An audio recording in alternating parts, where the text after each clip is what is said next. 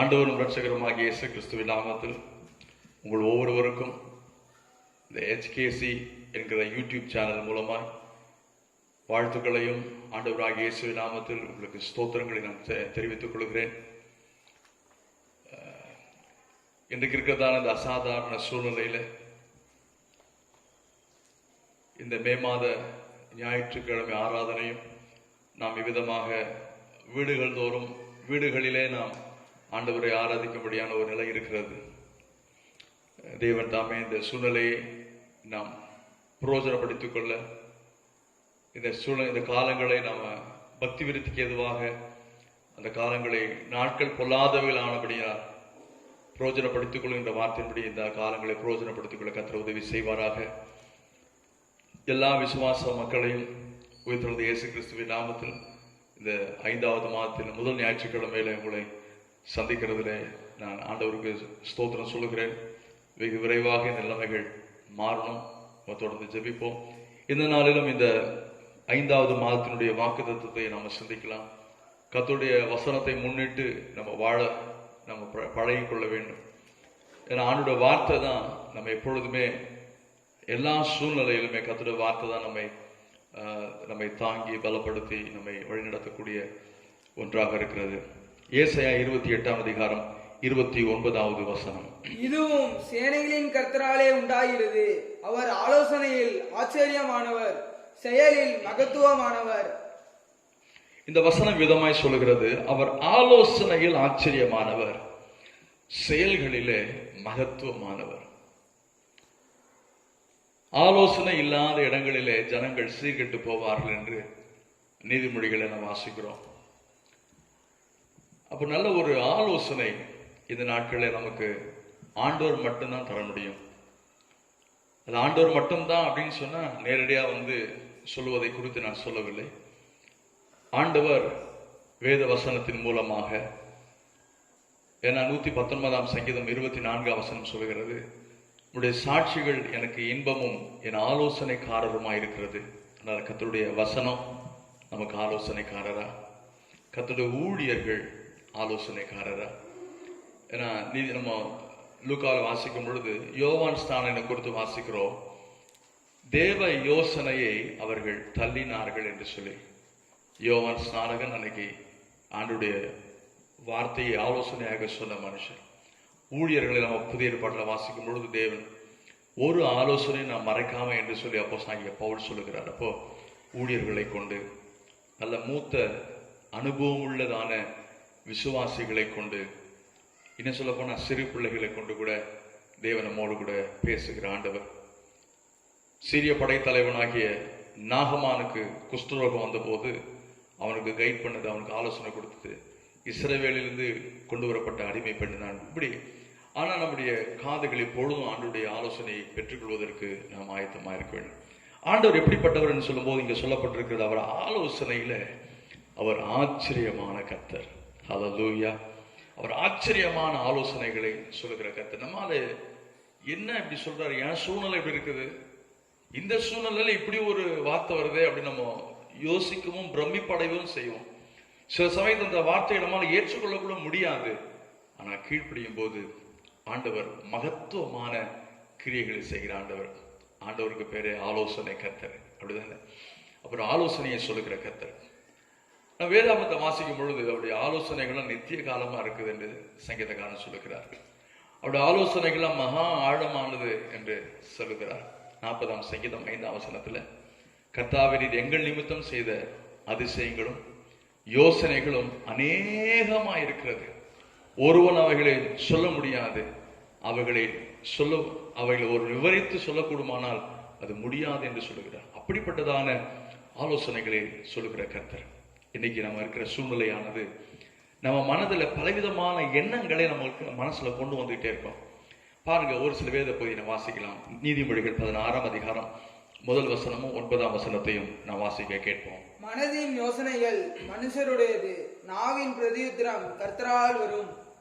மனுஷனுடைய இருதயம் அவனுடைய வழியை யோசிக்கும், அவனுடைய நடைகளை உறுதிப்படுத்துகிறவரோ கர்த்தர். பாருங்க, மனதின் யோசனைகள் மனுஷனுடையது, மனுஷனுடைய இருதயம் அவன் வழியை யோசிச்சுட்டே இருக்குமா. இந்த நாட்கள்ல இந்த யோசனை எல்லாருக்குமே வரதான் செய்யும். ஒரு சபையின் ஊழியக்காரனா எனக்குள்ள அப்படி யோசனை வரும், என்னைக்கு இந்த லாக்டவுன்லாம் மாறும், என்னைக்கு நம்மலாம் ஒன்று சேர்ந்து ஒரே தேவ சமூகத்தில் கூடி விடுதலையை பாடி ஆராதித்து அவருடைய வார்த்தையை சிந்திச்சு ஒருவர் ஒரு நல விசாரித்து எப்படி இப்படிலாம் நடக்க போகிறது யோசனை.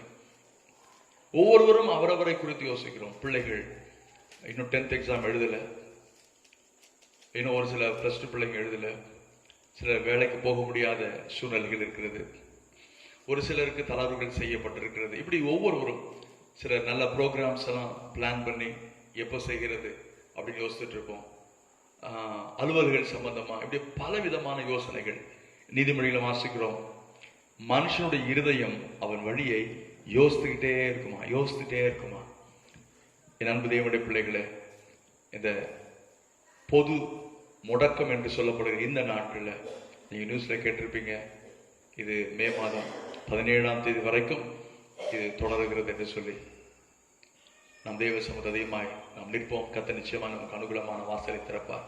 இங்க சொல்லப்பட்டிருக்கிற வார்த்தை, மனுஷனுடைய இருதயம் அவன் வழியை யோசிக்கணும் இல்ல, ஆனா எப்படிப்பட்ட யோசனைகளா இருக்கணும், அதுதான் ரொம்ப முக்கியமானது. எதிர்மறையாகவோ கலக்கமாகவோ அவிசுவாச குறைவாகவோ நம்ம யோசிச்சிடக்கூடாது. நம்முடைய யோசனைகள் ஆண்டவருடைய யோசனைக்கு நேராக அது மாற வேண்டும். நான் சொல்றதை நீங்க நல்லா புரிஞ்சுக்கணும்.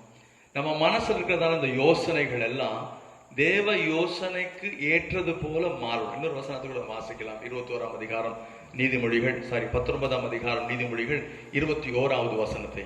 மனுஷனுடைய இருதயத்தின் எண்ணங்கள் அநேகம், ஆனாலும் கர்த்தருடைய யோசனையே நிலை நிற்கும். பாருங்க, மனுஷனுடைய இருதயத்தின் எண்ணங்கள் அநேகமா, ஆனா கர்த்தருடைய யோசனை மட்டும்தான் நிலை நிற்குமா? இதை கேட்டுக்கொண்டிருக்கிறேன் என்பதை பிள்ளைகளே, நம்ம மனசுல பல எண்ணங்கள், பல நினைவுகள், பல அலைகள், பல எண்ண ஓட்டங்கள், பல சிந்தனைகள், உங்க குடும்பத்தை குறித்தோ, பிள்ளைகளை குறித்தோ, எதிர்காலத்தை குறித்தோ, உங்கள் பொருளாதாரத்தை குறித்தோ, ஊழியங்களை குறித்தோ, ஊழியக்காரர்களை குறித்தோ, தேசத்தில் நடக்கிறதான எல்லா நிலைமைகளை குறித்தோ, உலகம் முழுவதை குறித்தோ யோசிக்கும் போது ஒன்றை நீங்க புரிஞ்சுக்கணுங்க, மனுஷனுடைய இருதயத்துல அநேக எண்ணங்கள் வருமா, ஆனா கர்த்தருடைய யோசனையை நிலைநிற்கும். கர்த்தருடைய யோசனை எப்படிப்பட்டது? அது ஆச்சரியமானது. ஒரு சில மனுஷனுக்குள்ள வருகிற எண்ணங்களை பார்த்துட்டு அதுக்கப்புறம் தேவனுடைய ஆச்சரியமான ஆலோசனை குறித்து நம்ம சிந்திக்கலாம்னு நினைக்கிறேன். லூக்கா 12ஆம் அதிகாரம் 19ஆம் வசனத்தை. பின்பு ஆத்துமாவே, உனக்காக அநேக வருஷங்களுக்கு அநேகம் பொருள்கள் சேர்த்து வைக்கப்பட்டிருக்கிறது, நீ இளைப்பாரி புசித்து குடித்து பூரிப்பாயிரு என்று என் ஆத்மாவோட சொல்லுவேன் என்று தனக்குள்ளே சிந்தித்து சொல்லிக் கொண்டான். இது ஆண்டவராக இயேசு கிறிஸ்து பொருளாசையை குறித்து எச்சரிக்கையா இருக்கும்படியாய் சொல்லப்பட்டதான ஒரு உதாரணம். இங்க ஒரு பெரிய ஐஸ்வர்யவான் இருக்கிறான். யோசித்து பாருங்க, அவன் தனக்குள்ளே சிந்திச்சுக்கிட்டு இருக்கான். என்னன்னா, என்னைக்குமே வராத அளவுக்கு அவனுக்கு விளைச்சல் வந்துடுச்சு. உடனே அப்ப யோசிக்கிறான், என்ன செய்யலாம்? அப்போ நான் இன்னும் என் களஞ்சியங்களை நான் பெருசாக்குவேன். இவன் ஒரு ஞானமான யோசனையாக தனக்குள்ளே சிந்தித்துக் கொண்டிருக்கிறான். களஞ்சியங்களை பெருசாக்கி அவன் சொன்ன வார்த்தை கவனிச்சு பாருங்க. ஆத்துமாவே, உனக்காக அநேக வருஷங்களுக்கு அநேக பொருட்கள் சேர்த்து வைக்கப்பட்டிருக்கிறது, நீ இளைப்பாரி புசித்து குடித்து பூரிப்பாயிரு என்று என் ஆத்மாவோட சொல்லுவேன் என்று தனக்குள்ளே சிந்தித்துக் கொண்டிருந்தான். மனுஷனுடைய மனம் அவன் வழிகளை யோசிக்குங்க. மனிதன், அவனுடைய மனம், அவன் இருதயம், அவன் வழிகளை யோசிக்கிறது, என்ன செய்யலாம் அப்படின்னு சொல்லி. நாம எப்படி யோசித்து கொண்டிருக்கிறோம்? நம்முடைய யோசனைகளும் நம்முடைய ஆலோசனைகளும் நம்முடைய திட்டங்களும்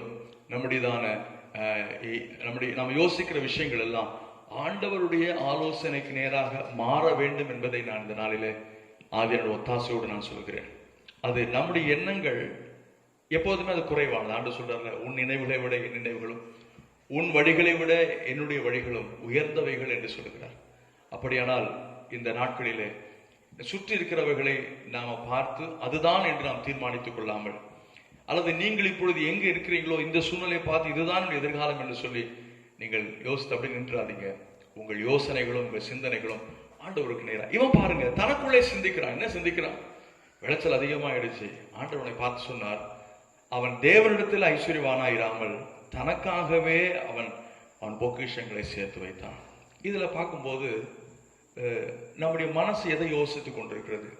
சுயம் சார்ந்ததை யோசித்துக் கொண்டிருக்கிறதா அல்லது ஆண்டவருக்காக யோசிக்கிறதா அப்படின்னு நீங்க சிந்திச்சு பார்க்கணும். இங்க ஆண்டவன் இவனை பார்த்து ஆண்டு சொல்றார் மதிகேடனே என்று சொல்கிறார். ஏன்னா அவன் யோசித்தது எல்லாமே அவனுக்காக தான். இப்படி எடுத்துங்களேன், இந்த லாக்டவுன் பீரியட்ல நேரங்கள் ஆண்டவர் உங்களுக்கு அதிகமாக கொடுத்திருக்கிறார். இந்த நேரங்கள் உங்களுக்காக மட்டுமே செலவு பண்ணப்படுகிறதா அல்லது ஆண்டவருக்காகவும் ஆண்டவர் காரியங்களுக்காகவும் செலவு பண்ணப்படுகிறதா? ஜபத்துல, வேதத்துல, மற்றவங்களுக்காக ஜெபிக்கிறதுல, ஊழியங்களுக்காக ஜெபிக்கிறதுல. அப்போ எந்த ஒரு மனுஷன் சுயமாய் தனக்கு என்று மட்டும் யோசிக்கிறானோ அவனை ஆண்டவர் மதிகேடன் என்று சொல்லுகிறார். இன்னொரு பாருங்க, இது எதுக்கு சொல்ல வரேன்னா, மனுஷனுடைய இருதயம் அவன் வழியை யோசிக்கும் அப்படிங்கிறத நம்ம பார்த்தோம் இல்லையா? மனதின் யோசனைகள் மனுஷனுடையது, மனுஷனுடைய இருதயத்தின் எண்ணங்கள் அநேகம். நாம் எதை குறித்து யோசித்துக் கொண்டிருக்கிறோம்? நம்முடைய எண்ணங்கள் ஆலோசனை கர்த்தருடைய எண்ணங்களுக்கு நேரா மாறணும். அதை நம்ம ஏற்றுக்கொள்ளும் போது கர்த்தர் செய்கிறார். இன்னொரு உதாரணத்தை கூட வாசிக்கலாம். மத்தேயு 1ஆம் அதிகாரம் 19-20 வசனங்களை நான் வாசிக்க கேட்போம். அவள் புருஷனாகிய யோசேப்பு நீதிமானாய் இருந்து அவளை அவமானப்படுத்த மனதில்லாமல் ரகசியமாய் அவளை தள்ளிவிட யோசனையாய் இருந்தான். அவன் இப்படி சிந்தித்துக் கொண்டிருக்கையில் கர்த்தருடைய தூதன் சொப்பனத்தில் அவனுக்கு காணப்பட்டு, தாவீதின் குமாரனாகிய யோசேப்பே, உன் மனைவியாகிய மரியாளை சேர்த்து கொள்ள ஐயப்படாதே. இங்க பாருங்க, 19ஆம் வசனத்துல, மத்தேயு 1:19, யோசேப்பு நீதிமானா இருந்து மரியாளை அவமானப்படுத்த மனதில்லாமல் ரகசியமாய் அவளை தள்ளிவிட யோசனையாய் இருந்தான். மனுஷனுடைய மனம் அவன் வழிகளை யோசிக்கும். இருதயத்தில் அநேக எண்ணங்கள் இருக்கிறது, ஆனா கர்த்தருடைய யோசனை மட்டும். இங்க இந்த மனுஷனுக்குள்ள ஒரு யோசனை இருக்கு, இது நல்ல யோசனை. அவர் நினைக்கிறார் ரகசியமாய் தள்ளி விடலாம் என்று சொல்லி. ஆனா ஆண்டவருடைய யோசனை என்னன்னா, அடுத்து தேவதூதன் அவருக்கு சொல்லுகிறார், உன் மனைவி ஆகிய மரியாளை சேர்த்துக்கொள்ள ஐயப்படாதே. 20ஆம் வசனத்துல, அவன் இப்படி சிந்தித்துக் கொண்டிருக்கையில் கர்த்தருடைய தூதன் சொப்பனத்தில் அவனுக்கு காணப்பட்டு, தாவீதின் குமாரனாகிய யோசேப்பே, உன் மனைவி ஆகிய மரியாளை சேர்த்துக்கொள்ள ஐயப்படாதே, அவரிடத்துல உற்பத்தி ஆயிருக்கிறது பரிசுத்த ஆவியினாலே உண்டானது. நீதியான யோசனை தான். மனைவியை அசிங்கப்படுத்திடக்கூடாது. இதை கேட்கிற என் அன்பு தேவனுடைய பிள்ளைகளே, கணவனா இருக்கிற நண்பு சகோதரனே, உங்களுடைய மனைவியை எந்த இடத்துல நீங்க அசிங்கப்படுத்தணும்னு நினைக்கக்கூடாது. இங்க போட்டிருக்க அவமானப்படுத்த மனதில்லாமல் அப்படின்னு வாசிக்கிறோம். அவளை அவமானப்படுத்த மனதில்லாமல். இன்னொரு பக்கம் இவருடைய தாட் என்னவா இருந்துச்சுன்னா, தள்ளி விடுதல் அப்படிங்கிற. இன்னைக்கு கிறிஸ்துவ குடும்பத்துல தள்ளி விடுதல் என்பது மிகவும் தவிர்க்கப்பட வேண்டிய ஒன்று, கட்டாயமாய் தவிர்க்கப்பட வேண்டிய ஒன்று. அவ யோசனை நீதியான யோசனையாக இருக்கலாம், ஆனால் அது தேவ சித்தத்துக்கு ஏற்றதாக இல்லை என்பதை இந்த இடத்துல வாசிக்கிறோம். ஏன் இதை நான் சொல்றேன் அப்படின்னா, இந்த ஒரு 3 வேத பகுதிகளை, 2 வேத பகுதியை பார்த்துட்டோம், இன்னொரு வேத பகுதியை வாசிக்கும். மனுஷனுடைய மனம் அவன் வழியை யோசிக்குமா? நாமளாகவே யோசித்து ஒரு தீர்மானத்தை எடுப்பதல்ல, நம்முடைய யோசனைகளை தேவன் சமூகத்துல ஒப்பு கொடுத்து பாருங்க. ஒரு வார்த்தை நம்ம சிந்திக்க போகிறோம். நீதிமொழிகள் 16ஆம் அதிகாரம் 4ஆம் வசனத்தை பாருங்க. உன் செய்கைகளை கர்த்தரிடத்துல ஒப்புவி, அப்பொழுது உன் யோசனைகள் உறுதிப்படும் என்று நாம் வாசிக்கிறோம். வாசிக்கலாம் 16:4. கர்த்தர் சகலத்தையும் தமக்கென்று படைத்தார், தீங்கு நாளுக்காக துன்மார்க்கனையும் உண்டாக்கினார். 16:4. 3. உன் செய்கைகளை கர்த்தருக்கு ஒப்புவி, அப்பொழுது உன் யோசனைகள் உறுதிப்படும். பாருங்க, உன் செய்கைகளை கர்த்தருக்கு ஒப்புவி, அப்பொழுது உன் யோசனைகள் உறுதிப்படும்.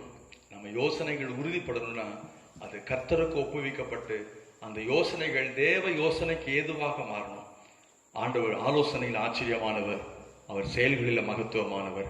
இன்னொரு வேத பகுதி நம்ம வாசினா, மத்தேயு 16ஆம் அதிகாரம் 16ஆம் வசனத்திலிருந்து வாசிங்க. இயேசு அவர்களை நோக்கி, பரிசேயர் சதுசேயர் என்பவர்களின் புளித்த மாவை குறித்து எச்சரிக்கையாயிருங்கள் என்றார். நாம் அப்பங்களை கொண்டு வராதபடியால் இப்படி சொல்கிறார் என்று அவர்கள் தங்களுக்குள்ளே யோசனை பண்ணி கொண்டார்கள். இயேசு அதை அறிந்து, அற்ப விசுவாசிகளே, அப்பங்களை கொண்டு வராததை குறித்து நீங்கள் உங்களுக்குள்ளே யோசனை பண்ணுகிறது என்ன? கவனிங்க, ஆண்டவர் சீஷர்களை பார்த்து சொன்னார், பரிசேயர் சதுசேயருடைய புளித்த மாவை குறித்து எச்சரிக்கையா இருங்க அப்படின்னா, இவங்க யோசனை பண்ணிக்கிட்டு இருக்காங்க, நம்ம அப்பத்தை கொண்டு வராதனால இப்படி சொல்லிட்டு இருக்காரு போல அப்படின்னு சொல்லி அவங்க தங்களுக்குள்ள யோசனை பண்ணி கொண்டிருந்தார்கள். ஆண்டவர் 8ஆம் வசனத்தை சொல்றார் பாருங்க, இயேசு அதை அறிந்து அற்ப விசுவாசிகளை அப்பங்களை கொண்டு வராதது குறித்து நீங்கள் உங்களுக்குள்ள யோசனை பண்ணுகிறது என்ன? ஏற்கனவே 5 அப்பம் 2 மீன் எத்தனை பேர் சாப்பிட்டாங்க? எத்தனை கூட நிறைய எடுத்தீங்க அப்படி ஆண்டவர் கேட்கிறார். 7 அப்பங்களையும் சிறு மீன்களையும் சாப்பிட்ட போது எத்தனை பேர் சாப்பிட்டாங்க, எவ்வளவு மீதி எடுத்தீங்கன்னு சொல்லி ஆண்டவர் திரும்பமா அந்த இடத்துல கேட்கிறார் பாருங்க. 9ஆம் வசனத்தை வாசிக்கல. இன்னும் நீங்கள் உணரவில்லையா? 5 அப்பங்களை 5000 பேருக்கு பகிர்ந்ததையும் 5 அப்பங்களை 5000 பேருக்கு பகிர்ந்து. 10ஆம் வசனம். 7 அப்பங்களை 4000 பேருக்கு பகிர்ந்தது. 7 அப்பங்களை 4000 பேர். அப்போ இதெல்லாம் நான் செய்தனே, ஏன் என்னால அப்பங்களையும் கொண்டு வர முடியாதா அப்படின்னு ஆண்டவருக்கு. அற்ப விசுவாசிகளே. இப்போ 3வது என்னன்னா, மனுஷனுடைய மனம் அவன் வழிகளை யோசிக்கும். நீங்க யோசிக்கிறது அற்பத்தனமா யோசிக்காதீங்க, சில்லறதனமா யோசிக்காதீங்க, ஆண்டவரை குறைத்து மதிப்பிடாதீங்க. உங்களுக்குள்ள இருக்கிற ஆண்டவர் மிகவும் பெரிய ஆண்டவர். ஹல்லேலூயா. அன்னைக்கு சீஷர்களுக்குள்ள அவன் அற்பத்தனமா, அற்ப விசுவாசிகளே, உணர்வில்லாதவர்களா. இந்த 5வது மாதத்துல நீங்க ஆண்டவர் விசுவாசியும். நீங்க திரும்பி பாருங்கள், இந்த வருஷத்துல கடந்த 4 மாதங்களாக உங்களை நடத்தி வந்த ஆண்டவர், உங்களை பாதுகாத்து வந்த ஆண்டவர், உங்களை தூக்கி சுமந்த ஆண்டவர், எல்லா தீமைக்கு விலக்கி காத்த ஆண்டவர், உங்களுடைய தனிமையான நேரத்தில் கூட இருந்த ஆண்டவர், தேவைகளை சந்தித்த ஆண்டவர், தலையை உயர்த்தின ஆண்டவர், உங்களுக்கு வாக்குத்தத்தங்களை கொடுத்த ஆண்டவர், ஜெபத்தை கேட்ட ஆண்டவர், பதிலை கொடுத்த ஆண்டவர் இன்னைக்கு உங்களோடு கூட தான் இருக்கிறார். அவரை குறைச்சு மதிப்பிட்டுறாதீங்க. உங்க யோசனைகளை தேவன் பார்க்கிறார். நம்முடைய யோசனைகள் ஆண்டவருடைய ஆச்சரியமான யோசனைகளுக்கு நேராக திரும்பும் பொழுது அவர் மகிமையான கிரியைகளை செய்கிற தேவன். ஹல்லேலூயா. ஏசாயா 28:29 சொல்லுகிறது, அவர் ஆலோசனையிலே ஆச்சரியமானவர், செயல்களிலே அவர் மகத்துவமான தேவன், மகத்துவமான தேவன். அப்படியானால் நம்ம மனது அவருடைய ஆலோசனைக்கு நேராக மாற வேண்டும் என்பதை குறித்து இந்த வேளையில் நாம் சிந்தித்துக் கொண்டிருக்கிறோம். மனுஷனுடைய இருதயம் அவன் வழிகளை யோசித்துக் கொண்டிருக்கிறோம். என் அன்பு தேவனுடைய பிள்ளைகளை, இந்த 5வது மாதத்தில் நீங்கள் எப்படி யோசித்துக் கொண்டிருக்கிறீர்கள்? உங்கள் இருதயத்தின் எண்ணங்கள் என்னவாக இருக்கிறது? உங்க பார்வையில ஞானமா இருந்து தேவ பார்வையில மூடத்தனமா இருக்கக்கூடாது. உங்க பார்வையில நீதியா இருந்து தேவனுடைய பார்வையில அது அநீதியா இருந்துடக்கூடாது. உங்க பார்வையில ரொம்ப விவரமா இருக்கிறது மாதிரி இருந்து அது அவிசுவாசமா இருந்துடக்கூடாது. நம்முடைய யோசனைகள் எல்லாம் ஆச்சரியமான தேவ யோசனைக்கு நேராக மாற வேண்டும். அப்படிப்பட்ட மாறின ஒரு சம்பவத்தை இந்த செய்தி வேலையை நாம் சிந்திக்க போகிறோம். 2 நாளாகமத்தின் புஸ்தகம் 20ஆம் அதிகாரம் 21ஆம் வசனத்துல நம்முடைய யோசனை எவ்விதமாக தேவ யோசனைக்கு நேராக மாற வேண்டும் என்பதை, தேவ யோசனை எப்படி நம்முடைய வாழ்க்கையில பிராக்டிஸ் பண்றது அப்படிங்கிறது குறித்து நாம் இப்போ பார்க்க போகிறோம். வசனத்தை கேட்கலாம். பின்பு அவன் ஜனத்தோட ஆலோசனை பண்ணி பரிசுத்தமுள்ள மகத்துவத்தை துதிக்கவும் ஆயுதம் அணிந்தவர்களுக்கு முன்னாக நடந்து போய் கர்த்தரை துதியுங்கள், அவர் கிருபை என்றும் உள்ளது என்று கர்த்தரை பாடவும் பாடகரை நிறுத்தினான். கவனிங்க, இங்க சொல்லப்பட்டிருக்கிறது, இந்த யோசபாத் என்கிற ராஜா தன் ஜனத்தோட ஆலோசனை பண்ணினான். நம்ம எதை சிந்திக்கிறோம் அப்படின்னா, ஆண்டவர் ஆலோசனையில ஆச்சரியமானவர், செயல்களிலே மகத்துவமானவர். இந்த வேத பகுதி அநேகருக்கு நிச்சயமா இந்த வேத பகுதி நம்ம தெரிந்திருக்கும். இதுல இருந்து நம்ம கற்றுக்கொள்ளுகிற பாடம், இந்த நாட்களுக்கு அவசியமானதை பரிசுத்தாவை நம்ம கற்றுத்தருகிறார். இது பாத்தீங்கன்னா 3 ராஜாக்கள் இந்த யோசபாத்துக்கு விரோதமாக வருகிறதை 1ஆம் வசனத்திலேயும் 23ஆம் வசனத்தை வாசிக்கலாம். இதற்கு பின்பு எப்படி 23ஆம் வசனம், எப்படியெனில் அம்மோன் புத்திரரும் மோவாபியரும் சேயீர் மலை தேச குடிகளை சங்கரிக்கவும். பாருங்க, 3 பேர் வராங்க. எப்படியெனில் அம்மோன் புத்திரர், மோவாபியர், சேயீர் மலை தேசத்தார். 1ஆம் வசனத்திலேயும் 23ஆம் வசனத்திலேயும் 3 விதமான ராஜாக்கள் யோசபாத்துக்கு விரோதமாக, யூத ஜனங்களுக்கு விரோதமாக யுத்தத்துக்கு வருகிறதை நாம் பார்க்கிறோம். யுத்தத்துக்கு வராங்க அப்படின்னா பொதுவான ஆலோசனை என்னவா இருக்கும்? எப்படி எதிரிகளை வீழ்த்தலாம், எப்படி நம்முடைய படைபலத்தை அதிகமாக்கலாம், எதிரியுடைய பலவீனங்கள் என்ன, நம்முடைய பலமும் பலவீனம் என்ன, முக்கியமான விஷயம். கவனிங்க, அப்போ இங்க அப்படிப்பட்ட யோசனைகளுக்கு பதிலாக ராஜா ஒரு யோசனை செய்கிறார். என்ன யோசனை? நீங்க வாசித்த அந்த வேத பகுதியில 21ஆம் வசனத்தில் நீங்க பாத்தீங்கன்னா, பரிசுத்தமுள்ள மகத்துவத்தை துதிக்கும்படியாய் சொல்லுகிறான். To praise him for the splendor of his holiness. அவருடைய பரிசுத்தத்தின் சிறப்பம்சங்கள், அவர் எப்படிப்பட்ட தேவன், அவர் கிருபையை சொல்லி துதிங்கள் என்று துதிக்கிறவர்களை இராணுவத்திற்கு முன்பாக, யுத்தத்தில் அணிவகுத்து போகிற மக்களுக்கு முன்பாக துதிக்கிற மக்கள் இருக்கிறார்கள். இது யோசித்து பாருங்களேன். இப்படி யாராவது யுத்தத்துக்கு போனா எப்படி இருக்கும்? சண்டைக்கு போகும்போது பின்னாடி பெரிய ராணுவம் இருக்கிறது, பின்னாடி மியூசிக் வச்சுக்கிட்டு துதிக்கிறவர்கள், கர்த்தர் நல்லவர், ஹல்லேலூயா பிரைஸ் எல்லாம் துதிக்கணும்னா, அவர் ஆலோசனையிலே ஆச்சரியமானவர், செயல்களிலே மகத்துவம் உள்ள தேவன். இங்கேதான் நம்ம பாக்குறோங்க. நம்ம மூலையில மனுஷனுடைய மனம் அவன் வழியை யோசிக்கும். மனுஷனுடைய இருதயத்தில் அநேக எண்ணங்கள் இருக்கிறது. இன்னைக்கு வாழ்கிற இந்த சூழ்நிலையில நம்ம எண்ணங்கள் எல்லாம் ஆண்டவருடைய எண்ணங்களுக்கு நேராக மாறும் போது அவருடைய மகத்துவமான செயல்களை நாம் அனுபவிக்க முடியும். பாருங்க, இந்த 3 ராஜாக்கள் எங்களுக்கு விரோதமா வந்த போது அங்க என்னென்ன சூழ்நிலைகள் இருந்தது என்பதை நம்ம பார்க்க போகிறோம். 3ஆம் வசனத்தை வாசிக்க கேட்போம். அப்பொழுது யோசபாத் பயந்தான். 3 விதமான ராஜாக்கள் எதிர்த்து வரும் பொழுது அவனுக்கு மட்டும் பயம் இல்லைங்க, முழு தேசமும் பயம். இன்னைக்கு நம்ம வாழ்கிறத சூழ்நிலையை பார்க்கும் பொழுது கொள்ளை நோயை குறித்து நம்ம கேள்விப்படுகிறோம், வேலை இல்லாத நிலைமை குறித்து கேள்விப்படுகிறோம், வெளியே போக முடியாத சூழ்நிலைகள் குறித்து நாம கேள்விப்படுகிறோம். 3ஆம் தேதி வரை இருந்த இந்த லாக்டவுன் இப்ப மே மாதம் 17ஆம் தேதி வரை இன்னும் என்னதான் நடக்குமோ அநேக செய்திகளை கேட்டுக்கொண்டிருக்கிறோம். இந்தியாவில் 31,000 தாண்டி சென்று விட்டது.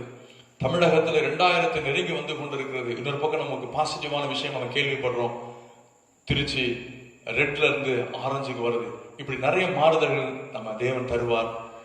நம்ம மனது பயத்தினால, பிள்ளைகளை குறித்த பயத்தினால, எதிர்காலத்தை குறித்த அன்னைக்கு யோசபாத்துடைய லைஃப பார்க்கும்போது பயம் இருந்தது. 11ஆம் வசனத்தை வாசிங்களா, 20:11. இப்போதும் இதோ அவர்கள் எங்களுக்கு நன்மைக்கு தீமையை சரிகட்டி தேவரீர் எங்களை சுதந்திர பண்ணின உம்முடைய சுதந்திரத்திலிருந்து எங்களை துரத்திவிட வருகிறார்கள். 2வது பாருங்க, இந்த 3 விதமான ராஜாக்கள் அந்த தேசத்துக்கு விரோதமா வந்த போது அங்க என்ன விதமான சூழ்நிலை இருந்தது அதை நம்ம பார்க்கிறோம். முதல்ல பயம். 2வது பார்க்கும்போது நன்மைக்கு தீமையை சரி கட்டுறாங்க. இதை கேட்டுக்கொண்டிருக்கிறேன் தேவனுடைய பிள்ளைகளே, தீமையே ரொம்ப கஷ்டமானதுதான். பைபிள்ல போட்டிருக்கு, நம்ம தீமையினால வெல்லப்படக்கூடாது, தீமைக்கு தீமையும் அப்படின்னு வாசிக்கிறோம்.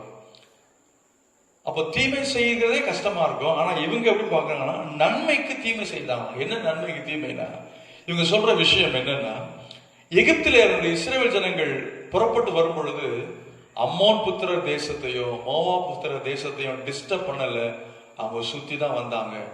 அன்னைக்கு தொந்தரவு படுத்தல, ஆனா இன்னைக்கு அவங்க வந்து தொந்தரவு படுத்துறாங்க. இதை கேட்கிற தேவனுடைய பிள்ளைகளை, ஒருவேளை நீங்க நன்மை செய்து இன்னைக்கு பாடு அனுபவிக்கலாம். நான் உங்களுக்கு என்னங்க நான் தீமை செஞ்சேன், என்ன இந்த மாதிரி பேசுறாங்களே, இந்த மாதிரி என்ன உபத்திரவப்படுத்துறாங்களே, இந்த மாதிரி சங்கடப்படுத்துறாங்களே. அன்னைக்கு யோசபாத்துடைய வாழ்க்கை பாருங்க.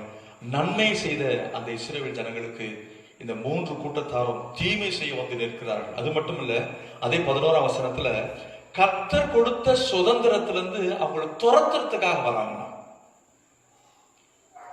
ஆண்டவர் ஒண்ணு கொடுத்தாருன்னா அதை எடுக்கிறதுக்கு யாரால முடியாது. இவங்க பாருங்க, இந்த யூத ஜனங்களை எருசலேம்ல இருந்து துரத்துறதுக்காக வராங்கன்னா. உங்களை புரிந்து கொள்ளுங்கள். இந்த வார்த்தையை நீங்க கேட்டுக்கொண்டிருக்கும் பொழுது உங்கள் யோசனை பலவிதமான பயத்தினாலும் கலக்கத்தினால் நிறைந்திருக்கும் பொழுது ஒன்றை புரிந்து கொள்ளுங்கள். நன்மையான எந்த ஈவும் பூர்ணமான எந்த வரமும் பரத்திலிருந்து வருகிறது, அது ஜோதிகள் பிதாவிற்கு வருகிறது. அவ்வளவு யாதொரு மாறுதலும் யாதொரு வேற்றுமை நிழலும் இல்லை என்பதை நீங்கள் புரிந்து கொள்ள வேண்டும். அங்கே அவங்களுக்கு ஒரு பயம் இருந்தது. என்ன பயம்னா, எங்களை துரத்தி விடுவார்களோ. கர்த்தர் உங்க பக்கத்தில் இருக்கும் போது உங்களை யாரும் துரத்த முடியாது, உங்களை அசைக்க முடியாது. கர்த்தர் உங்கள் பட்சத்தில் இருக்கிறார். அடுத்து பாருங்க, 12ஆம் வசனத்தை வாசிங்களேன். எங்கள் தேவனே, அவர்களை நீ நியாயம் தீர்க்க மாட்டீரோ? எங்களுக்கு விரோதமாக வந்த இந்த ஏராளமான கூட்டத்திற்கு முன்பாக நிற்க எங்களுக்கு பலன் இல்லை. பாருங்க, இந்த ஏராளமான கூட்டத்திற்கு முன்பாக நிற்க எங்களுக்கு பலன் இல்லை, பலன் இல்லை. முதல்ல பயம், நன்மைக்கு தீமையை சரி கட்டுறாங்க, துரத்துறதுக்காக வராங்க. இப்ப சொல்றாங்க எங்களுக்கு பலன் இல்லை.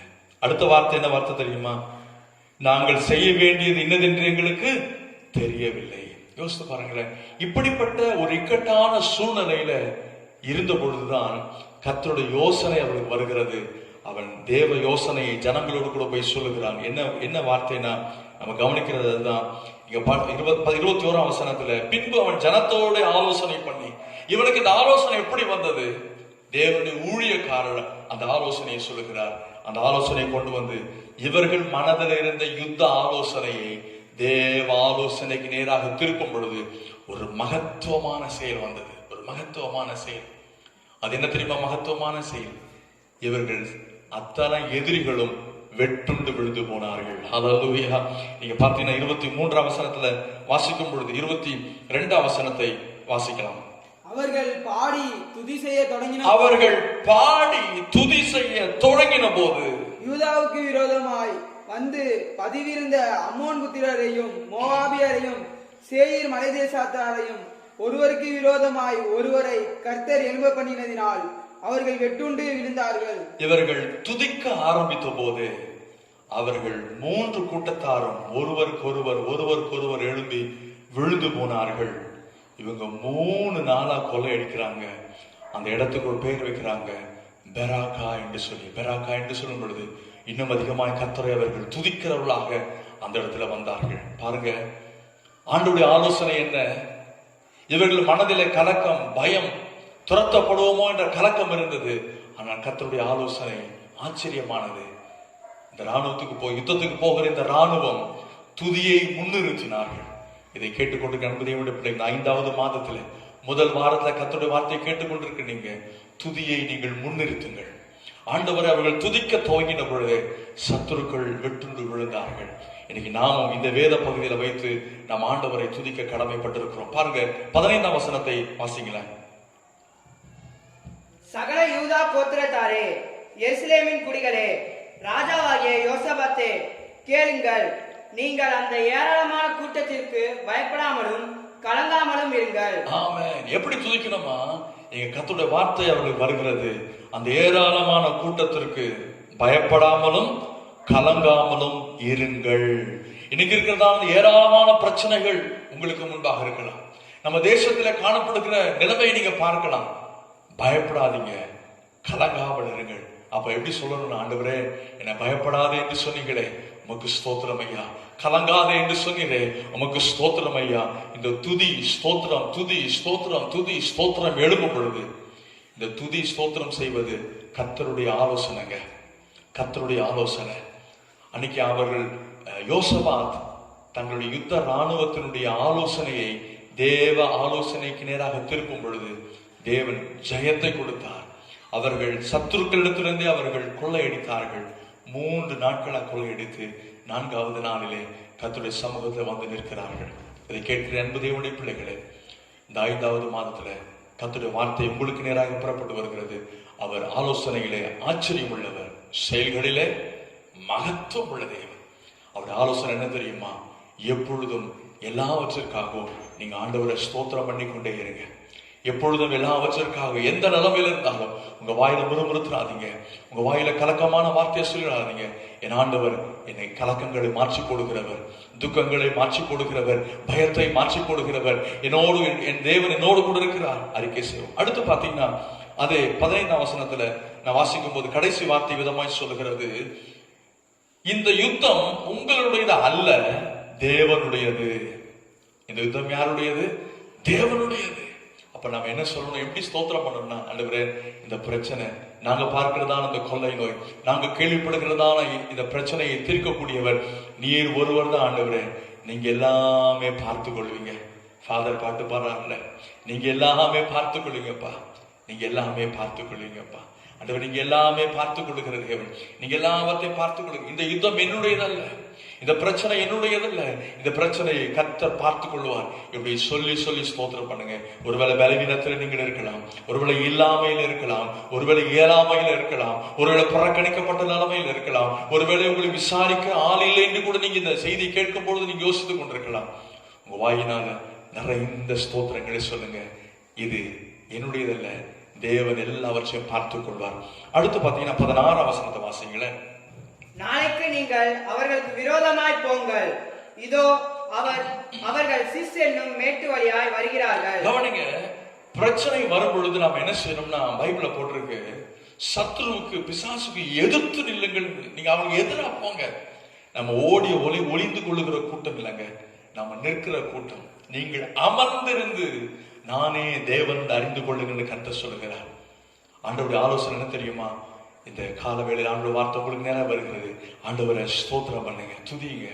ஆண்டவரை நீங்க எல்லாவற்றையும் பார்த்துக் கொள்கிறோம் சொன்னது மட்டுமல்ல, உம்முடைய சார்பில் உம்முடைய நாமத்தினால வந்து நிற்கிறேன். சங்கீதக்காரன் சொல்லுகிறாரு, உம்மால ஒரு சேனைக்குள்ளே பாய்வேன், உம்மால ஒரு மதிலை நான் தாண்டுவேன். நாம மடங்கி கொள்கிற கூட்டம் அல்ல. சில ரதங்களை குறித்தும் குதிரைகளை குறித்து மேன்மை பாராட்டுகிறார்கள். நாங்களோ எங்கள் தேவன கர்த்தருடைய நாமத்தை குறித்த மேன்மை பாராட்டுகிறோம். அவர்கள் முறிந்து விழுந்தார்கள், நாங்களோ எழுந்து நிமிர்ந்து நிற்கிறோம். நிமிர்ந்து நிற்கிறவர்கள் ஒடிந்து கொள்ளுகிறவர்கள் அல்ல. கர்த்தரை ஸ்தோத்திரம் பண்ணும் பொழுது தேவன் உங்களை நிமிர்ந்து நிற்கிறவர்களாய் மாற்றுகிறார். அப்படிதான் நம்ம ஸ்தோத்திரம் பண்ணணும். 17ஆம் வசனத்தை வாசிங்களேன். இந்த யுத்தத்தை பண்ணுகிறவர்கள் நீங்கள் அல்ல, யூத மனுஷரே, எருசலேம் ஜனங்களே, நீங்கள் தரித்து நின்று கர்த்தர் உங்களுக்கு செய்யும் ரட்சிப்பை பாருங்கள். கர்த்தர் உங்களுக்கு செய்யும் ரட்சிப்பை பாருங்கள். அப்ப நீங்க என்ன தெரியுமா சொல்லணும்? எப்படி ஸ்தோத்திரம் பண்ண தெரியுமா? கர்த்தர் செய்கிற மகிமையான காரியங்கள் அந்நிய கண்கள் அல்ல, என் கண்களை பார்க்கும். என் கண்கள் கர்த்தருடைய மகிமையை பார்க்கும். என் கண்கள் கர்த்தருடைய ரட்சிப்பை பார்க்கும். என் கண்கள் கர்த்தருடைய போஷிப்பை பார்க்கும். என் கண்கள் கர்த்தருடைய நடத்துதலை பார்க்கும். என் கண்கள் கர்த்தருடைய அதிசயத்தை பார்க்கும். என் கண்கள் கர்த்தருடைய பராக்கிரமத்தை பார்க்கும். உங்க கண்கள் பார்க்கிற கண்களாக, பிரகாசம் உள்ள கண்களாக, அப்படி சொல்லி சொல்லி நீங்க ஸ்தோத்திரிக்கும் பொழுது இது கர்த்தர் உங்களுக்கு தருகிற ஆலோசனை. இந்த ஆலோசனைக்கு நேராக நம்முடைய யோசனை மாறும் பொழுது அவர் மகத்துவமான செயல்களை நாம் பார்ப்போம். தொடர்ந்து 20ஆம் வசனத்தை வாசிங்களேன். அவர்கள் அதிகாலமே எழுந்திருந்து தெக்கோவாவின் வனாந்திரத்திற்கு போக புறப்பட்டார்கள். புறப்படுகையில் யோசபாத் நின்று, யூதாவே, எருசலேமின் குடிகளே, கேளுங்கள், உங்கள் தேவனாகிய கர்த்தரை நம்புங்கள், அப்பொழுது நிலைப்படுவீர்கள். அவருடைய தீர்க்கதரிசிகளை நம்புங்கள், அப்பொழுது சித்தி பெறுவீர்கள். இங்க ரெண்டு வார்த்தை பாருங்க. யூதாவே, எருசலேமே, கர்த்தரை நம்புங்கள். நம்புங்கள். ரட்சிக்க திராணி இல்லாத மனுஷனை நம்பாதீர்கள். அவன் ஆவி பிரியும் போது அவன் யோசனைகளும் எண்ணங்களும் ஒழிஞ்சிடுமா? அப்போ என் நம்பிக்கைக்குரியவரே அப்படின்னு ஸ்தோத்திரம் பண்ணணும். ஹல்லேலூயா. இந்த உலகத்தை வேற யாரும் நம்பிக்கைக்கு பாத்திரவான் இல்ல. அப்ப நம்ம எப்படி ஸ்தோத்திரம் பண்ணலாம்? என் நம்பிக்கைக்குரியவரே உமக்கு ஸ்தோத்திரம், என்னை வெட்கப்படுத்தாதவரே உமக்கு ஸ்தோத்திரம், என் நம்பிக்கையின் ஆதாரமா இருக்கிறவரே உமக்கு ஸ்தோத்திரம். அப்படி சொல்லும் பொழுது நிலைப்படுவீர்கள். நீங்கள் பிடுங்கப்படுவதில்லை, நீங்கள் நாட்டப்பட்ட நீங்கள் நிலைப்படுகிறவர்களாக இருக்கும். அடுத்த வார்த்தை வருது பாருங்க, தீர்க்கதரிசிகளை நம்புங்கள், நீங்கள் சித்தி பெறுவீர்கள். ஆண்டோட வார்த்தையை நம்புங்கள். யார் தீர்க்கதரிசி? கர்த்தருடைய வார்த்தையை சொல்லுகிறவர்கள் தீர்க்கதரிசி. கர்த்தருடைய மனதை பிரதிபலிக்கிறவர்கள் தீர்க்கதரிசி. கர்த்தருடைய வார்த்தையை தீர்க்கதரிசனமான வார்த்தைகள். இந்த வார்த்தையை நீங்கள் நம்புங்கள். ஆண்டவரே, இந்த வார்த்தையை நம்புறப்பா, வானமும் பூமி ஒழிந்து போக ஆண்டவரே, இந்த வார்த்தை ஒரு நாள் ஒழியாது. இந்த வார்த்தை நீரில் தண்ணீர விழுந்த விதையை போல அது முளைக்கிறது போல இந்த வார்த்தையை வாழ்க்கையில விளைய செய்கிறவர். சொல்லுங்க, இந்த வார்த்தையை வாழ்க்கையில விளையும் என்று சொல்லி ஆண்டவரை ஸ்தோத்திரம் பண்ணி கொண்டே இருங்க. 21ஆம் வசனத்துல அவர் கிருபை என்றும் உள்ளது என்று அவரை ஸ்தோத்தரித்தார்களாம். இதை கேட்கிற தேவனுடைய பிள்ளைகளே, ஆண்டவர் ஆலோசனையில் ஆச்சரியமானவர், அவர் செயல்களிலே மகத்துவமான தேவன். இந்த 5வது மாதத்துல நீங்கள் ஆண்டவருடைய மகத்துவமான செயல்களை உங்க வாழ்க்கையில, தனிப்பட்ட ஜீவியத்துல, ஊழியத்துல, உங்கள் பொருளாதாரத்துல, உங்கள் பலவீனத்துல, எதெல்லாம் தடைப்பட்டு அத்தனையிலையும் ஆண்டவருடைய மகத்துவமான செயலை நீங்கள் பார்ப்பீர்கள். எப்போ தெரியுமா? அவருடைய ஆலோசனைக்கு நேராக நம்முடைய யோசனைகள் மாறும் போது. இந்த செய்தி கேட்டுக்கொண்டிருக்க அன்பு தேவனுடைய பிள்ளைகளே, நம்முடைய யோசனைகளை ஆண்டவருக்கு நேராக, ஆண்டவருடைய ஆலோசனை நேராக நாம் திருப்பும் பொழுது அவர் ஆலோசனையில் ஆச்சரியமானவர், செயல்களிலே மகத்துவம் உள்ள தேவன். அவருடைய மகத்துவமான செயலை நீங்க அனுபவிப்பீங்க. இந்த செய்தியுடைய சாரம் அதுதான். மனுஷனுடைய மனம் அவன் வழியை யோசிக்கும் என்று சொல்லி பார்த்தோம். லூக்கா 12:19 ஞானமாய் சிந்தித்தான், ஆனா ஆண்டவருடைய பார்வையிலே அது மூடத்தனமாய் இருந்தது. நீதியாய் யோசித்த மனுஷன், அது ஆண்டவருடைய பார்வையிலே அது அநீதியாக.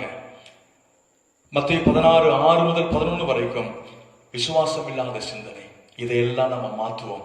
மனுஷனுடைய மனம், அவன் யோசனைகளை, அவன் மனிதனுடைய மனம் அவனுடைய வழியை யோசிக்குமா? நீங்கள் என்ன யோசித்துக் கொண்டிருக்கிறீர்கள்? உங்கள் யோசனைகளை தேவ யோசனைக்கு நேராக திருப்புங்கள். நாம சிந்தித்த இந்த வார்த்தையின்படி 2 நாளாகவும் 20:21 அவன் ஜனங்களோட ஆலோசனை பண்ணி கர்த்தருடைய மகத்துவ பரிசுத்தம் உள்ள மகத்துவத்தை அவன் துதித்த பொழுது அந்த யோசனை தாங்க, துதிக்கிற யோசனை தாங்க இன்னைக்கு கர்த்தர் உங்களுக்கு எனக்கு தருகிறார். சோர்ந்து போகாமல் இருப்போம். அவருடைய பரிசுத்தம் உள்ள மகத்துவத்தை நாம துதிப்போம். எப்படியெல்லாம் துதிக்கணும்னு சொல்லி ஒரு பட்டியலை நாம பார்த்தோம். பயமும் இல்லை, கலக்கம் இல்லை, பயப்படாம கலங்காம இருங்கள் என்று சொன்னீங்க. ஆண்டவரே ஸ்தோத்திரப்பா. யுத்தம் உம்முடையது என்று சொன்னீரே, உமக்கு ஸ்தோத்திரம். நிற்க செய்கிறவரே உமக்கு ஸ்தோத்திரம். ரட்சிப்பை பார்க்க செய்கிறவரே உமக்கு ஸ்தோத்திரம். எங்களோடு இருக்கிறவரே உமக்கு ஸ்தோத்திரம். எங்களை நிலைப்படுத்துவீரே உமக்கு ஸ்தோத்திரம். நம்பிக்கைக்கு பாத்திரமானவரே உமக்கு ஸ்தோத்திரம். எங்களை சித்தி பெற செய்கிறவரே உமக்கு ஸ்தோத்திரம். உடைய கிருபை என்றும் உள்ளது என்று அவரை ஸ்தோத்தரித்துக் கொண்டே இருப்போம். அவர் மகத்துவமான காரியங்களை செய்வார். இந்த வார்த்தையை தொடர்ந்து இங்கு சிந்தியுங்கள். தேவனுடைய மகத்துவமான செயல்கள் உங்களை தேடி வந்து இந்த மகத்துவமான செயல்களினாலே உங்களை பூரிப்படைய செய்கிற தேவன். நாம் தொடர்ந்து ஆண்டோட வார்த்தையை கேட்டிருக்கிறோம். கர்த்தருடைய வார்த்தைக்கு ஒப்பு கொடுப்போம். மகிமையான கிரியைகளை செய்வார். ஜெபம் செய்வோம். பரிசுத்தமுள்ள தகப்பனே, குமாரனாகிய இயேசுவின் நாமத்துடைய சன்னிதானத்தில் வருகிறோம். ஏசாயா 28:29 இந்த 5வது மாதத்தில் எங்களுக்கு வாக்குத்தத்தமாக தந்திருக்கிறேன். நீர் ஆலோசனையில் ஆச்சரியமானவர், செயல்களில் மகத்துவம் உள்ள தேவன். ஆமாண்டவரே, எங்களுடைய மூலையில் இருக்கிற யோசனைகளை நாங்க பார்க்கிறதான இந்த சூழ்நிலை எங்கள் மனம் யோசிக்கிற அத்தனை யோசனைகளும் உங்களுடைய யோசனைகளை நேராக அதை மாற்றுவதுக்கு ஒப்பு கொடுக்கிறோம். மகத்துவமான செயல்கள் ஒவ்வொரு தனிப்பட்ட வாழ்க்கையிலும் குடும்பத்திலும் நிறைவேற செய்க. தொடர்ந்து உங்களுடைய ஜனத்தை ஆண்டு கொள்ளுங்க. உயிர் தொடர்ந்த இயேசு கிறிஸ்துவின் நாமத்தில் வேண்டிக் கொள்ளுகிறேன் பிதாவே. ஆமென், ஆமென். கர்த்தர் உங்களை ஆசீர்வதிப்பார், மகத்துவமான கிரியைகளை செய்வார். God bless you.